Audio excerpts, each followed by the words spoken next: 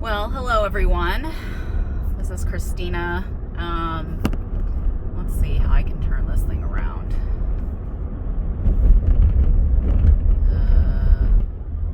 Here we go.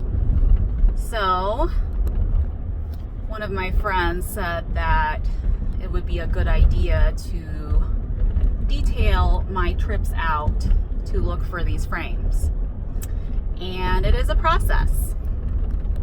I basically look for a long period of time for the right frames, and things are a little bit different with COVID, so you never know.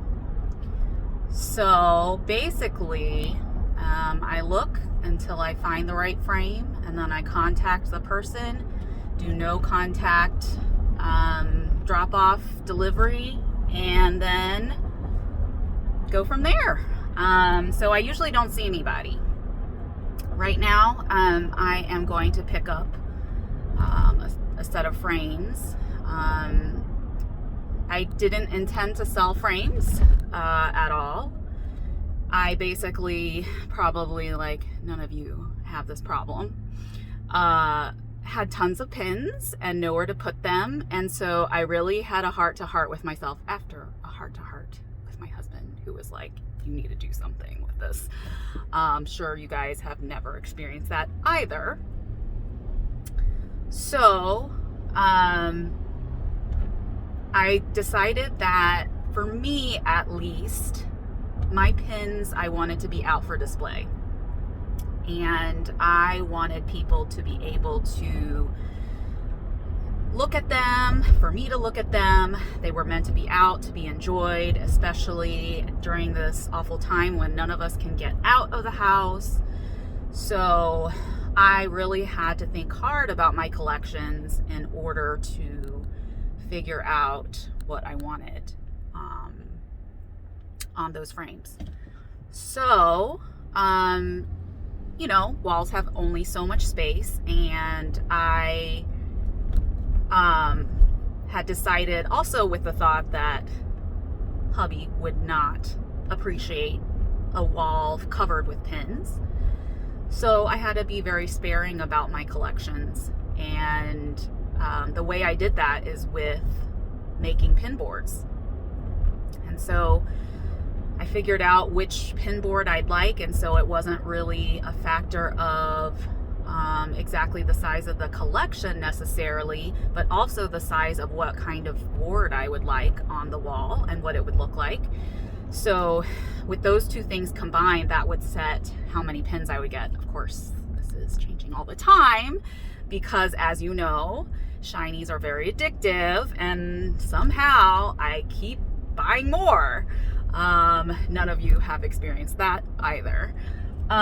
So we'll see how that goes. But anyway, back to the subject. I am very, very picky. So basically, I didn't really like anything there was out there. I looked on Etsy. I'm sure you guys have too. And the frames that I really wanted were hundreds and hundreds and hundreds of dollars. I feel like pin people are extra, and that is okay. We are just extra people. And I say, embrace it, people. Embrace it. Whether that means, spending the money, because hello, we spend hundreds of dollars on pins like every week. So we can spend some money on how we display them. I know it's hard though, because there is the phenomenon of, I love the pin, but I don't want to spend money on anything else like toothpaste. So you all can just go deal. But the truth is, they are just as addictive as pins themselves when they are as pretty as the pin. And honestly, your board should be at least as pretty as your pins, because then you will enjoy the pin that much more. So I basically decided, for my budget and what I had going on, I should just make the boards. I'm super stubborn too, and I made lots and lots of mistakes.